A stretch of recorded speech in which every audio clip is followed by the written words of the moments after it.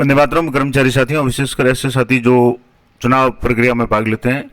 चाहे polling party में किसी भी रूप में आप भाग लेते हो, उनके लिए महत्वपूर्ण जानकारी साझा कर रहा हूँ। कई बार चुनाव के समय में जब चुनाव करवा करके पार्टी आती है तो रात को जब भी सामान है, जो भी सामग्री है, मतदान की पेटियां या अन्य सामग्री है, वो जमा कराने में काफ़ी समय हो जाता है और देर रात तक पार्टियां हैं वो मतदान संग्रहण केंद्र पर पहुंच पाती है और सुबह वापस उन कार्मिकों को अपने कार्यालय में उपस्थिति देनी पड़ती है, जिसमें उन्हें देरी होती है और उस कारण से कई बार उनकी छुट्टी वगैरह कट जाती है या संस्था प्रधान है वो जिस दिन की ओडी या इलेक्शन की ओडी मानते हैं उसके आगे दिन उसको छुट्टी काट लेते हैं। तो ऐसी समस्याओं या कर्मचारियों के दर्द को समझते हुए कार्यालय मुख्य निर्वाचन अधिकारी शासन सचिवालय जयपुर ने एक महत्वपूर्ण आदेश निकाला है। क्या आदेश है और कर्मचारियों को किस तरीके से इसमें राहत मिलेगी, तो पूरी जानकारी मैं आपको इस वीडियो में दूंगा। तो जैसे कि आप देख पा रहे हैं, ये दिनांक 11/4/2023 का मुख्य निर्वाचन अधिकारी जयपुर राजस्थान का आदेश है और जिसमें समस्त जिला निर्वाचन अधिकारी यानी कलेक्टर्स को लिखा हुआ आदेश है और जिसका विषय है कि लोकसभा आम चुनाव 2024 मतदान दलों के कर्मियों को मतदान दिवस के आगामी दिन, यानी जैसे मतदान मान लो 15 तारीख को तो 16 तारीख की सुबह के लिए ये निर्देश है। प्रथम चरण है तो जैसे 20 तारीख को चुनाव होंगे तो 21 तारीख के लिए, और जहाँ भी 26 तारीख को 19 को चुनाव होंगे 21, और जहाँ 26 तारीख को चुनाव है वहाँ 27 तारीख को उपस्थिति प्रमाण पत्र जारी करने के संबंध में या यात्रा दिवस या ड्यूटी पर मानने के संबंध में। और इस संदर्भ में भारत सरकार निर्वाचन आयोग भारत सरकार का भी एक महत्वपूर्ण पत्र है, वो भी संलग्न किया गया है। तो पूरा आदेश में आपको बता रहा हूँ क्या है। तो उपरोक्त दिशांतर्गत लोकसभा चुनाव 2024 हेतु नियुक्त किए गए मतदान दलों के कार्मिकों को मतदान दिवस के आगामी दिन,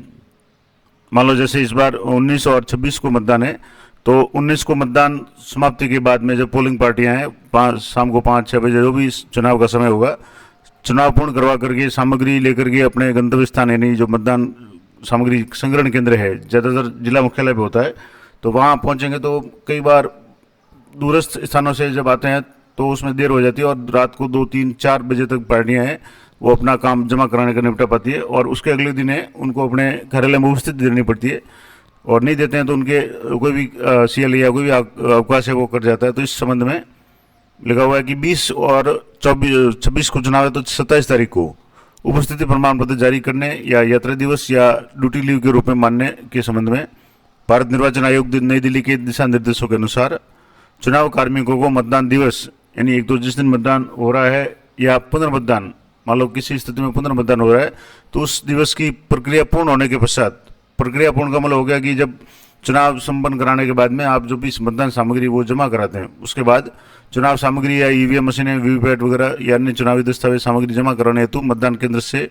विभिन्न संकलन केंद्र यानी जो संग्रहण केंद्र है जहाँ भी ये सामग्री जमा होती है और सामग्री जमा करवाने और लेखा अनुभाग से, क्योंकि आपको वापस प्रत्येक वहाँ के जो भी कार्यालय वहाँ से आपको ODP लेनी पड़ती है यानी नो ड्यू सर्टिफिकेट लेने के बाद में आपको पार्टी के जो भी अधिकारी है या जैसे मान लो अधीनस्थ PRO वगैरह या PO1-2 है तो उनको PRO और PRO को जो भी उच्च अधिकारी है वो उपस्थिति देते हैं। तो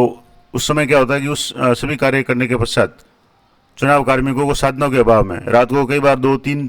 बजे तक ये काम पूरा होता है, उसके बाद में उचित समय पर साधन भी नहीं मिल पाते और भी कई तरह की समस्या होती हैं, देरी से आते हैं तो अपने मुख्यालय पर पहुंचने में काफ़ी समय व्यतीत हो जाता है। ऐसी स्थिति में अगले दिवस यानी अगला जो दिन होता है जैसे 26 को चुनाव है तो 27 तारीख को ड्यूटी पर पहुंचने में कार्मिकों को असुविधा का सामना करना पड़ता है। अतः इन परिस्थितियों को दृष्टिगत रखते हुए भारत सरकार निर्वाचन आयोग नई दिल्ली के प्रासंगिक पत्र प्रति संलग्न की हुई है, उसके अनुसार निर्देश जारी किए जाते हैं। यानी क्या निर्देश है, क्या बेनिफिट मिलेगा कर्मचारियों के लिए, क्या इसमें सुविधा दी गई है। तो चुनाव आयोग का जो एक लेटर है मैं पूरा डिटेल में लेटर भी आपको बताऊंगा। यहाँ स्पष्ट लिखा हुआ है कि that the day of following the date of poll, यानी वो दिन जो डेट ऑफ पोल के आगे वाला दिन होगा, यानी जैसे 26 तारीख को वोट है तो 27 का दिन, and in case of repoll या तो पोल के समय में या रीपोल में the date following the date of repoll या जो भी तारीख जो रिपोल के आगे की जो तारीख होगी, एज द केस में भी यानी जैसा भी केस हो मामला हो, will be also treated as period of election duty. तो अगला दिन है यानी जिस दिन चुनाव है उसका अगला दिन या पुनर्मतदान है उसका अगला दिन है वो भी ड्यूटी के रूप में माना जाएगा। Will be treated as period of election duty and polling personnel will not be required to report for duty in their normal place on such a day. यानी उस दिन मान लो जैसे 26 को चुनाव है तो 27 तारीख को भी उनका जो भी दिवस है वो पोलिंग ड्यूटी के रूप में माना जाएगा और उनको अपने जो भी नॉर्मल कार्यस्थल है वहाँ पे उपस्थित होने की आवश्यकता नहीं है, यानी they will not be required, यानी उनको वहाँ उपस्थित होने की आवश्यकता नहीं है। फॉर इंस्टेंस यानी एक उदाहरण दिया हुआ है, if the date of poll is in 15 December, यानी 15 तारीख को अगर मान लो पोलिंग दिवस है, मतदान दिवस है, and the poll ballot boxes और जो भी सामग्री वगैरह है वो आप 15 की रात को या 16 तारीख, क्योंकि 12 बजे बाद तारीख चेंज हो जाती है और कई पार्टियां 12-1 बजे तक बहुत मुश्किल से पहुंच पाती है दूरस्थ स्थानों से, तो उस स्थिति में 16 तारीख को पहुंच पाती है। तो बाय द प्रिजाइडिंग ऑफिसर्स, यानी जो भी पीआरओ है, polling officers, such officers will not be treated as absent from their duty, their normal duty if they do not report on their duty on 16 दिसंबर। मान लो 15 तारीख को चुनाव ड्यूटी करते हैं तो अगले दिन यानी 16 तारीख को वो अपनी ड्यूटी से अनुपस्थित नहीं माने जाएंगे, यानी अपने कार्यालय में उनको उपस्थिति देने की आवश्यकता नहीं है after completion of election duty, but report on 17 December for their normal duty. यानी उनको 15 तारीख को चुनाव है तो उनको 16 तारीख का जो है वो एक तरह से अवकाश मिलेगा, यानी उनको इलेक्शन ड्यूटी पर ही माना जाएगा, उनके लिए वो छुट्टी या कार्यालय में उपस्थित होने की आवश्यकता नहीं है। उनको अपनी उपस्थिति है वो 17 तारीख को देनी पड़ेगी। जैसे इस बार मान लो 19 को चुनाव है तो 20 का उनका रेस्ट का दिन होगा, यानी इलेक्शन ड्यूटी में माना जाएगा, और 21 को उनको ड्यूटी देना है। 26 तारीख को चुनाव है तो 27 को उनका रेस्ट माना जाएगा, चुनाव ड्यूटी ही मानी जाएगी, और अगले दिन 28 तारीख को उनको अपने कार्यालय में उपस्थित देनी पड़ेगी। In areas where the travelling time is longer, यानी ऐसे क्षेत्र जहाँ ट्रेवलिंग टाइम यानी जो पोलिंग पार्टियों के पहुंचने का समय या काफ़ी लंबा लगता है, suitable allowance will be further made for this, यानी उनको जाने का भी किराया दिया जाता है, तो ये तो नॉर्मली दिया ही जाता है अपने मुख्यालय से, यानी जब अपना हेडक्वार्टर होगा वहाँ से जिला मुख्यालय या जहाँ भी मतदान सामग्री जमा होती है वहाँ तक, क्योंकि जब चुनाव करवाने जाते हैं तब तो प्रशासन की तरफ से या चुनाव आयोग की तरफ से वाहन मुहैया कराया जाता है, लेकिन जब सामग्री जमा कराने के बाद कर्मचारी वापस अपने कार्यस्थल पर पहुँचता है तो उसको अपने खुद के किसी भी व्हीकल में जाना पड़ता है, तो उसके लिए भी उसको किराया दिया जाता है। And the following the day of deposit of poll materials etcetera will be treated as duty period, यानी जिस दिन आप चुनाव सामग्री जमा कराते उसका अगला दिन है वो भी ड्यूटी पे माना जाएगा, क्योंकि उस दिन भी कर्मचारी अपने कार्यस्थल पर पहुंचेगा। तो ये महत्वपूर्ण आदेश है चुनाव आयोग यानी भारत सरकार के जो भी चुनाव निर्देश है उनका है, और इसी की अनुपालना में मुख्य निर्वाचन अधिकारी द्वारा ये आदेश जारी किया गया है। कुल मिलाकर बात यह है कि चुनाव जिस तारीख को होगा उसका अगला दिन है वो चुनाव ड्यूटी पर माना जाएगा, और कर्मचारी को कहीं भी ड्यूटी पे जाने की आवश्यकता नहीं है, उस दिन उनकी ड्यूटी है वो चुनाव की मानी जाएगी। उसको अगले दिन है वो अपने कार्यस्थल पर जाकर के अपनी उपस्थिति दे सकते हैं। ये जो लेटर है ये चीफ इलेक्शन इलेक्टोरल ऑफिसर है पूरे राजस्थान और अन्य जिलों के, उनको संबोधित करते हुए इलेक्शन कमीशन ऑफ इंडिया की तरफ से, निर्वाचन आयोग भारत की तरफ से ये लेटर जारी किया गया, और इसमें लगा हुआ कि period of duty of presiding officer and polling part officers clarifications regarding, यानी इनमें कुछ स्पष्टीकरण दिया हुआ है। इसमें जो स्पष्टीकरण था, ये जो स्पष्टीकरण है ये अलग अलग दिए हुए हैं, जो अभी काम का मैं बता देता हूँ। ये जो छठा जो पॉइंट है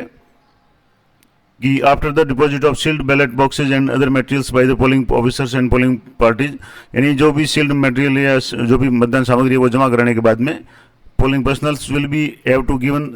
reasonable period for travelling back to their destinations, यानी उनको अपने वापस कार्यस्थल पर पहुंचने का समय दिया जाएगा, यानी उनको यथास्थित जो भी कारण है उसके अनुसार उनको समय दिया जाएगा। और they will come from since they deposit the ballot boxes often goes late in the night, यानी जब वो चुनाव सामग्री जमा कराते हैं तो कई बार ये बहुत ज़्यादा लेट हो जाता है, यानी रात को 12-1 बजे तक वो सामग्री मुश्किल से जमा करा पाते हैं, चुनाव की तारीख को ही जमा करानी पड़ती है। However they are able to reach the collection centre at the same night for polling personnel to reach their headquarters take time, उसके बाद में अपने हेडक्वार्टर पे पहुंचने में उनको समय लगता है। तो इसलिए यहाँ उदाहरण दिया जो मैंने अभी बताया, यही जो पैराग्राफ वहाँ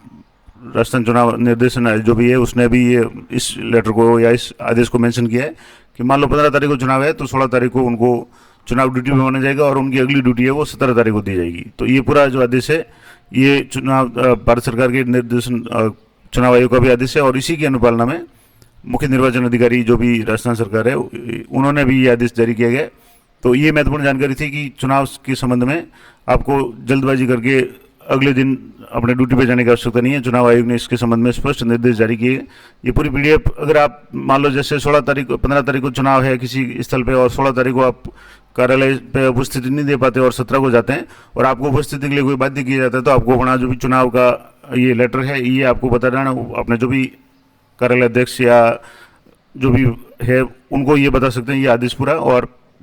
आपकी जो उपस्थिति है उसके अनुसार अगले दिन आपको इस संबंध में पूरी राहत दी जाएगी। ये महत्वपूर्ण लेटर मैं आपको टेलीग्राम चैनल पर उपलब्ध करा दूंगा, तो वहाँ से आप कभी भी इसको डाउनलोड कर सकते हैं, देख सकते हैं। अगले वीडियो में बात करेंगे चुनाव आयोग की तरफ से कुछ मानदेय में वृद्धि की गई है, मतदान कर्मियों के मानदेय में वृद्धि की गई है। पहले कितना था, अब कितना मिलेगा, वो मैं अगले वीडियो में बताऊंगा। तो मिलते हैं नेक्स्ट वीडियो में, तब तक जय हिंद, जय भारत।